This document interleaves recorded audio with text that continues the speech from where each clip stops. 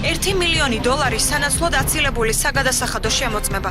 AES თელაში არსებულ კორუფციულ სქემებზე მორიგი განცხადება ენერგეტიკის მინისტრმა გააკეთა. კახი კალაძემ TVS-ს განუცხადა, რომ ორგანიზაციის მაღალჩინოსნები დაგეგმილ სამსახურეობრივ ტენდერებში მათთან დაახლოებული პირების კომპანიებს ლობირებდნენ. ფინანსთა სამინისტროს საგამოძიებო სამსახურში კი TVS-ს განუცხადეს, რომ კომპანია თელაში დაგეგმილი თაღლითური გეგმის საფუძველზე სახელმწიფოს რამდენიმე მილიონიანი ზარალი მიადგა. მათი განცხადებით რუსული კომპანია ინტერაოს წარმომადგენელმა ყოფილი ხელისუფლების მაღალჩინოსნებთან ფარული შეთანხმების საფუძველზე ინტერაოეში შემავალ ხრამჰესი 1, ხრამჰესი 2 შეპესემ მტკვარი ენერგეტიკის და კომპანია თელასის ფინანსური შემოწმება ხრთამის საშუალებით თავიდან აიცილა. გამოძიების ინფორმაციით წინასწარ შემოშევებული გეგმის მიხედვით ყოფილი ხელისუფლების მაღალჩინოსნების მიერ საკონსულტაციო კომპანია L&M სერვისი შეიქმნა, რომელმაც ფაქტიურად გაწეული საკონსულტაციო საქმიანობის სანაცვლოდ ინტერაოესის კუთვნილი ენერგო კომპანიებიდან თანხები გადაირიცხა. კომპანია თელასიდან $500,000, ხრამჰესი 1-დან $50,000, ხრამჰესი 2-დან $50,000, მტკვარი ენერგეტიკიდან $400,000 გადაირიცხა, რამაც საერთო ჯამში მილიონი შეადგინა. საქმე სასამართლოშია გადასული. AES თელასში საკითხზე კომენტარს არ აკეთებენ.